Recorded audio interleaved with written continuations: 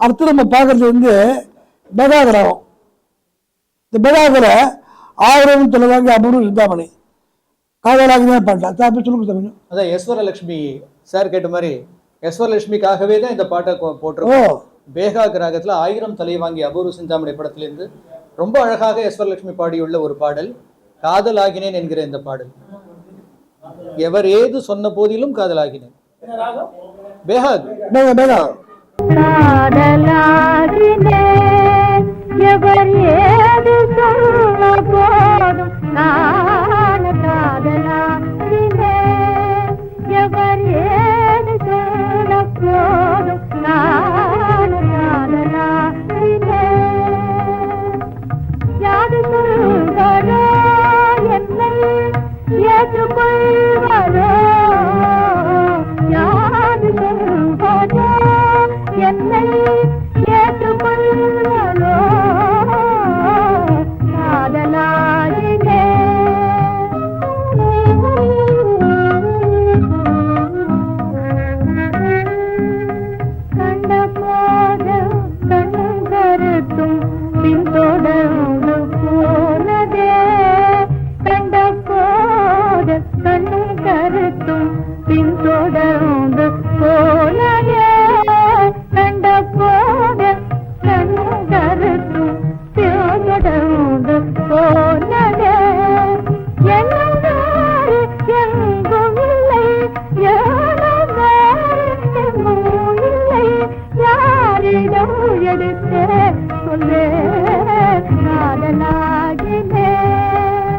அடுத்து பார்க்க போகிறது ரொம்ப அபூர்வமான ராகம் இந்த லலிதா பஞ்சமம். இந்த லலிதா பஞ்சமத்தில் வந்து எனக்கு தெரிஞ்சு ஜி ராமராஜன் ஹேண்டில் பண்ண மாதிரி யாரும் பண்ணாலும் தெரியல. அந்த பாடல் வந்து நிலவே நீ சொல்ல பாட்டு.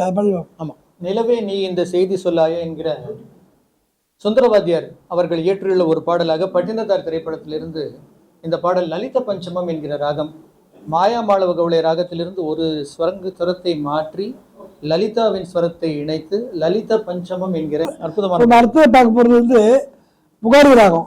இந்த முகாரியில் வந்து ஒரு அற்புதமாக போட்டு ஜி ராமநாதன் வாடாமலதை அம்பிகாபதி திரைப்படத்தில் டி எம் சௌந்தரராஜன் போகிறது தோடி ராகம். இந்த தோடி ராகத்துக்கு எத்தனை கோடி கொடுத்தாலும் போகிறார் ஜி ராமநாதனுக்கு. அற்புதமான பாடல் வணங்க முடியல. அந்த பாடலை பற்றி சுந்தர் சொல்லுவார்.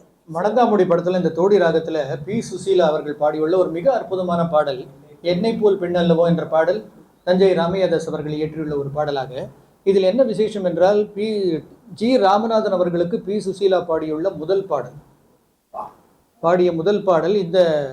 இந்த ரெக்கார்டிங் அவரை சுசீலாவை அழைக்கும் பொழுது ஜி ராமநாதன் சுசீலாவிடம் கேட்ட முதல் கேள்வி, இப்போதான் உனக்கு இங்க வரத்துக்கு வழி தெரிஞ்சுதா?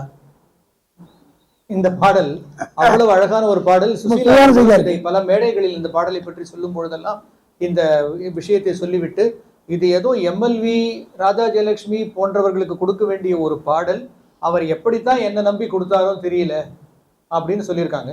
ஆனா இது வந்து அவரை விட அழகா யாரும் சுசீலா விட அழகா வேற யாராவது பாடி இருப்பாங்களான்றது ரொம்ப சந்தேகம் தான். அவ்வளவு அழகா பாடிருக்கா. பாப்போம். குன்னக்குடி வைத்தியநாதன் சேஷகோபால் வச்சு தோடி ராகம்னு ஒரு படம் எடுத்தார். அதுல கூட சேஷகோபால் ஒரு பாடுவாரு, தோடியில் பாடுகின்றேன் ஓடி நீ வருவாய் முருகான் ஒரு பாட்டு. அந்த பாடல் கூட இந்த பாடல் அளவு இனிமையாக குன்னக்குடி இந்த பாடலுக்கு குன்னக்குடி வயலின் இந்த படத்துக்கு வாசிச்சிருக்காரு. குன்னக்குடி வாசிச்சிருக்காரு. எவ்வளவு அழகான தோடியில பாட்டு போடுறதே ரொம்ப கஷ்டம். இந்த பாட்டை பார்த்தா சோமு கஜா வந்து பின்னாடி சுசீலா வச்சு தாமரை பூவில் அமர்ந்தவளே செந்தூர திலகம் அணிந்தவளே செல் தாமரை பூவில் அமர்ந்தவளே. அதான் நான் சோமு கஜாவை ஒரு தடவை ஹிந்துக்கு நான் ஒரு கடிதம் எழுதினேன். சோமு கஜா என்பவர்கள் டிவோஷனல் பாடல்களின் விஸ்வநாதன் ராமமூர்த்தி அப்படின்னு ஒரு எழுதி போட்டாங்க. அது அந்த லெட்டர் பப்ளிஷ் ஆச்சு. அடுத்த பாட போறது நம்ம வந்து பார்க்க போறது வந்து இந்த பாட்டு தான் வந்து சங்கராபரணத்துல வந்து அற்புதமான ராகம் படம் இல்ல சங்கராபரணம் ராகம் கரெக்ட். சங்கராபரணத்துல கருப்பு கருப்பி படம் சார்.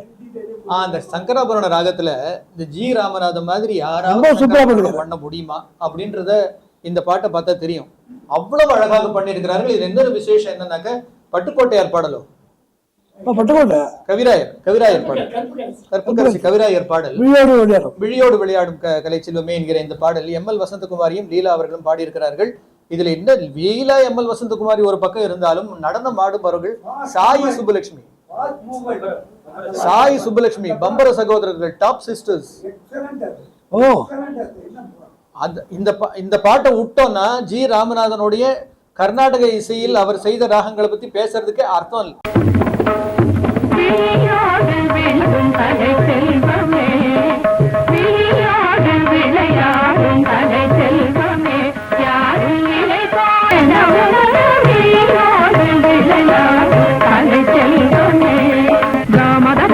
ராகம் சிந்து பருவி.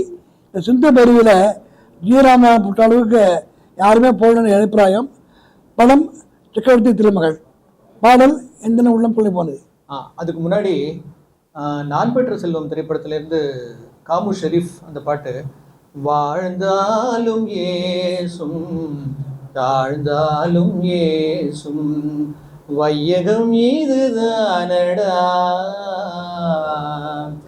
வையகம் இதுதானடா வையகம் இதுதானடா வாழ்ந்தாலும் ஏசும் தாழ்ந்தாலும் ஏசும். இது ரொம்ப அழகான ஒரு பாடல். இது மிகவும் தெரிந்த ஒரு பாடல் என்பதால் இந்த பாடல், அதாவது அடுத்த பாட்டு நம்ம இந்த சக்கரவர்த்தி திருமகள்ல எம்எல் வசந்தகுமாரி பாடியுள்ள இந்த பாடல், இது ரொம்ப குறிப்பிடத்தக்க ஒரு பாடல். இந்த பாடலில் ஜி ராமநாதன் அவர்களின் மெட்ட அமைப்பு அபாரம். அதாவது கோட்டு வாத்தியத்தை பயன்படுத்தி இருக்கிறார்.